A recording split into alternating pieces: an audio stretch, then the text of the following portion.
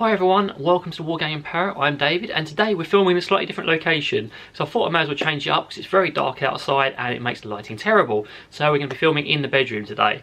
Today's video is going to be the Q&A I promised. I'm going to be covering all of the questions you guys have been asking me. I've tried to cover every single question I got this time. I did time limit it for that, but I wanted to make sure I answered all of your questions and hopefully help you with some of your problems, or maybe just give you some information about me and Sophie. So without further ado, let's get on with it. So the first question I want to cover is, why does my cockatiel sleep on its food bowl and how do I prevent it? Now, I'm actually going to be filming a video this week all about that topic because it is one of those odd behaviours that cockatiels do indulge in, and it's quite interesting to see, and I'm not sure why they do it, honestly, but I've sort of thought about it and come up with some reasons. So why does it sleep there? The first thing you want to consider is, where is the food bowl located in the cage, because that can be a big factor in why it's sleeping there. So you may want to consider changing the food bowl locations. Also see if there's anything interesting around, or if your cockatiel has adequate sort of perches for sleeping, because sometimes they choose to sleep there because it's the easiest and best place to have a look and look around. So if you provide some alternatives, it may reduce the behaviour. It's well worth considering and well worth looking into. Next question is kind of two, and how do I know if my cockatiel is ill, hungry or thirsty? Now, I'm going to be doing a video on signs of an unwell cockatiel, which I'm sort of planning at the moment, but I thought it was well worth including this question. So regarding hungry or thirsty first, if your cockatiel is hungry or thirsty, they will be looking for food and foraging lots. So you'll notice them scrabbling around, pecking at their food bowl, and maybe sort of trying to get more food when it's not there. So it's basically up to us to ensure that they never are hungry or thirsty. Make sure you change that water bowl every single day for nice, fresh, clean water. Make sure there's plenty of food in that bowl. We tend to prefer to have lots of fresh in the morning and then either pellets or dry mix in the evening. And that way you know they're never going to be hungry or thirsty because there'll be always plenty there for them to eat. Regarding illness, generally parrots try to hide when they're unwell, and because they're a prey species, they will try and conceal how unwell they feel. But most common signs tend to be a massive change in behaviour. You know what your parrot's like, so if they're acting completely differently, that could be a good telltale sign. Are they eating and drinking when food is offered? Because if they aren't and it's there, then that could be another sign. Are they just sitting still and just acting completely lethargic? Are they sitting on the bottom of the cage and unable to fly? All of these things can indicate when a cockatiel especially may be feeling a bit unwell. It's quite a long one, so I'll read it out. How can I translate my parrot's behaviour and love for chewing t-shirts into toys? And is chewing fabric dangerous?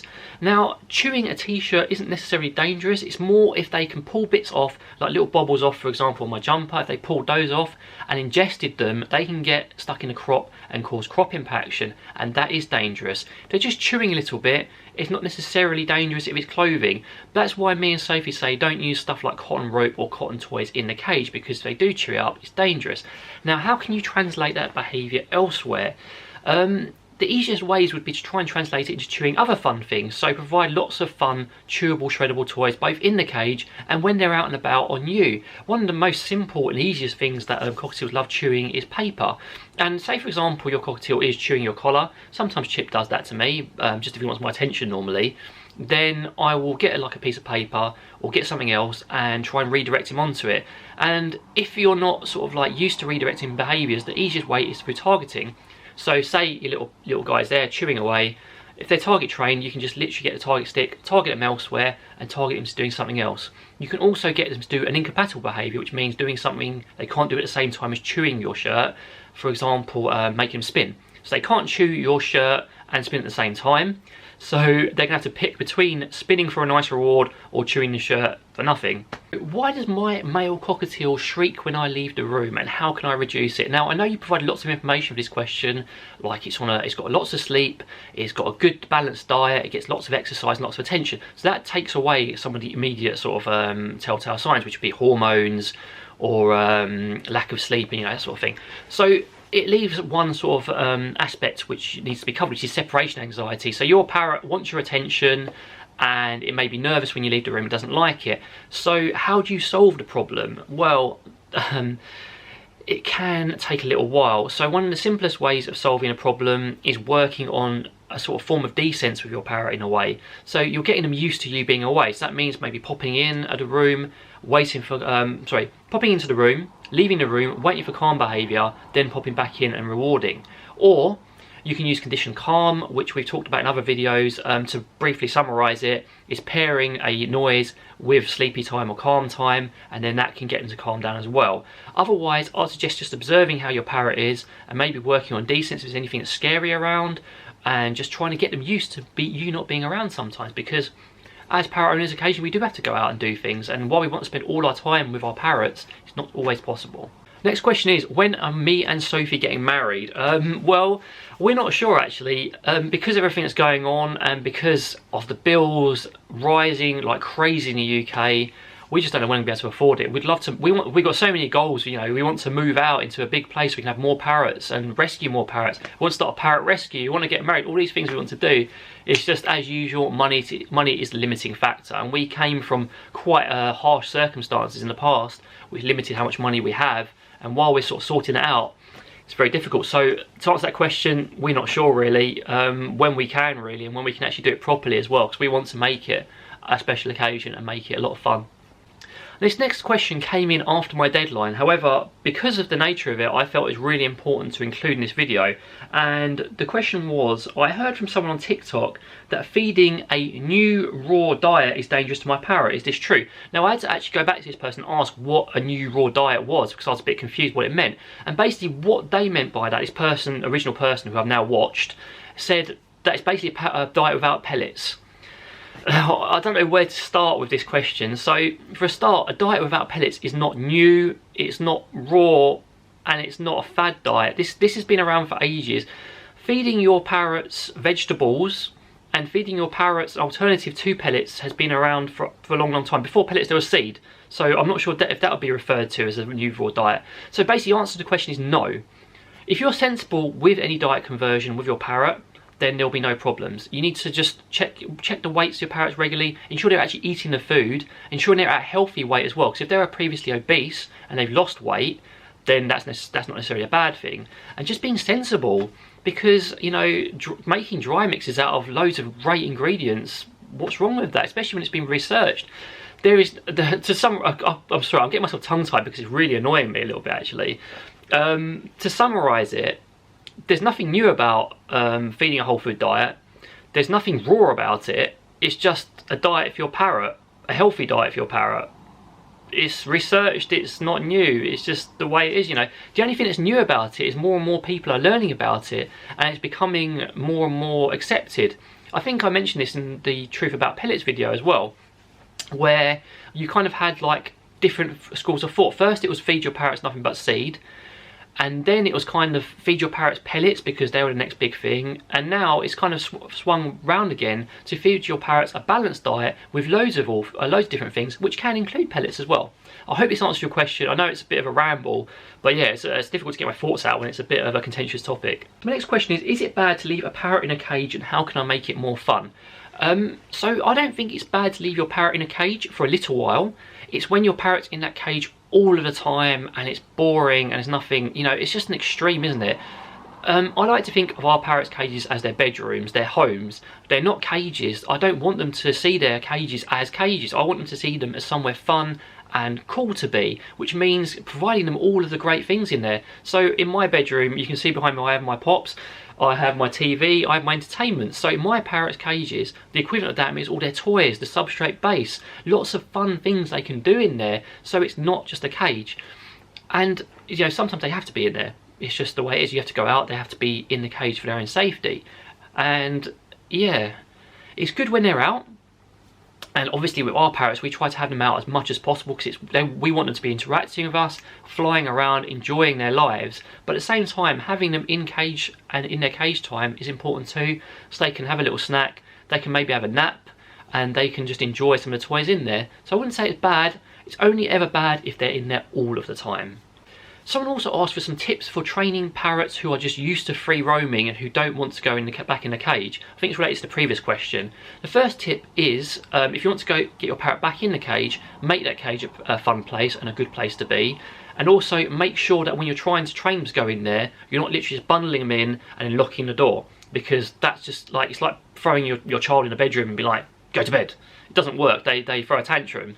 So you want to be training them to go in and out voluntarily and make it a positive experience. That means always rewarding when they go into the cage, so always make it positive association, and make it a training exercise. So for example, target them into the cage, then let them come out again. Don't shut the door. Target them in again, let them target around the cage, let that cage be somewhere fun to be, and when you do shut the door, they're just like, okay, it's not really a big deal.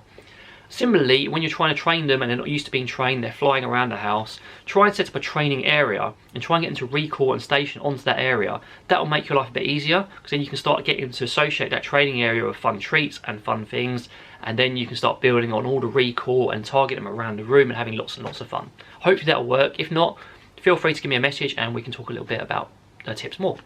Next questions are, how do you flight train a baby bird and is it safe? How do you get a baby bird to be more active? So I've included these both together because obviously, you know, flight training is a great way of getting them to be more active, but you can also get them to be more active through foraging, through exercising by targeting them around different areas. I've talked about target locks, it's such a useful skill. Just getting to use their feet, explore, because that is a form of exercise for them. Even using a swing in the cage can be very, very useful for them to get some leg muscle exercise. When you're trying to teach a baby bird to fly, obviously you don't want to do it when they're too young, because they may not have fully formed their flight muscles, they may be still getting used to it. So wait a little while until they are safely flying, and then just approach it like anything else.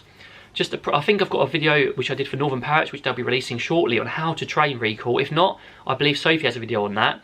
And you just start by recall training with short hops. So you say, for example, this is like their perch and they're sat on there. This is where you want them to go with your hand. Very short distances. And just get them to do short distances. So they'll flap their wings a little bit, they'll get used to doing it. Then you slowly increase the distances and get them used to flying further and further. So sometimes dropping a mess fall onto the plastic base of my cage and onto the newspaper. This means I need to clean it more often. How can I reduce the workload?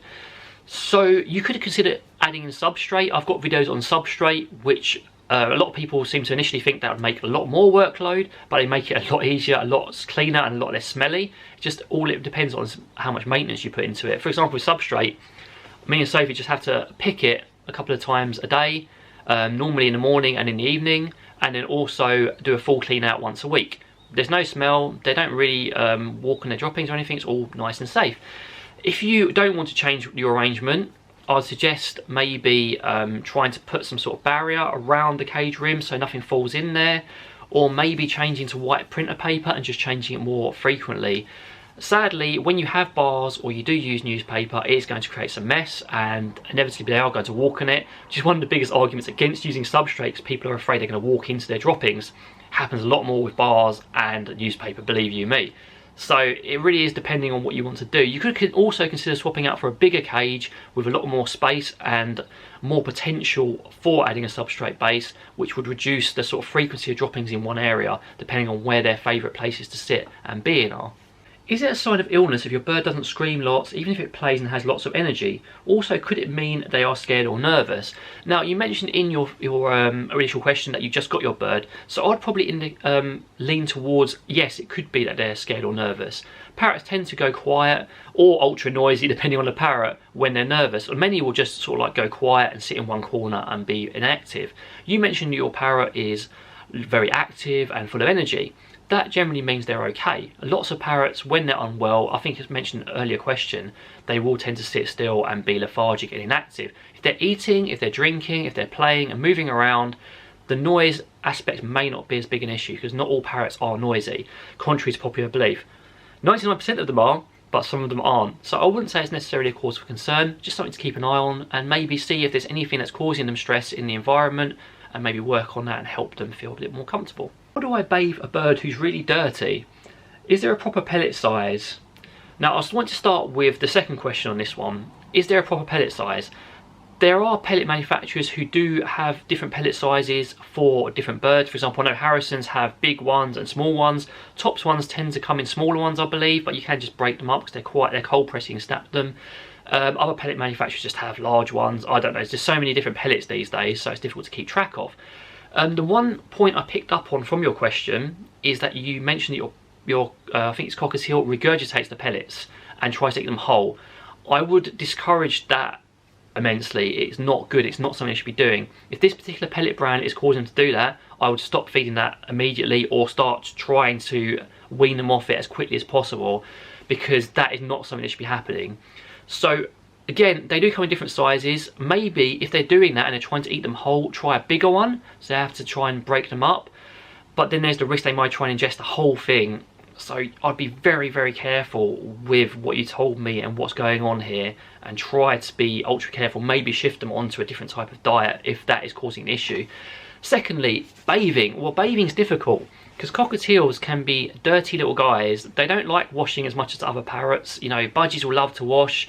Our conures absolutely adore washing all of them. The boys not so much. You can spray them with a mister, that kind of gets in the mood, gives them a little bit of a wash. You could also potentially take them into a bathroom. So for example, run your shower with no additives, no shower gel, not after you've had a shower or anything. Run it for ages, get nice and steamy in there, and then either take them in there or take their travel cage or cage in there, and that will actually have a positive impact on their feathers as well. It's also good for their nose as well, so you can do that. Other ways of encouraging bathing, providing wet greens poked through the sides of the cage. Sometimes birds like to rub up against them. You can also provide just a dish at the bottom, or you may have to train it, because it can be tough to train cockatiels to want to bathe. You may have to put some work into it. So how did me and Sophie come to meet and come to love birds? Well, the love of birds was actually there already for both of us. For me, ever since I was a child, I've had parrots or little birds, and I've looked after them, and I've sort of started learning about them. For me, I was initially quite ignorant about it when I was a kid, you know, because I just went with what my parents said. And then I slowly started to learn more and more. I volunteered at a local wildlife park and learned more, and then learned even more when I met Sophie, and it just spiraled into stuff, you know, it just went crazy. So I started educating myself even more. I'm trying to actively do courses now to expand my knowledge even further. Sophie had a love of birds before she met me as well. She had pet ducks, she worked in animal parks, she worked with macaws and all sorts, similarly voluntary and also professionally for her as well, because my professional background is actually a teacher, whereas Sophie's is all about animals, so you can see where that meshes well quite together. How we met, that's an interesting one as well. So my dating experience was literally meeting girls at clubs or through friends and all sorts of things like that.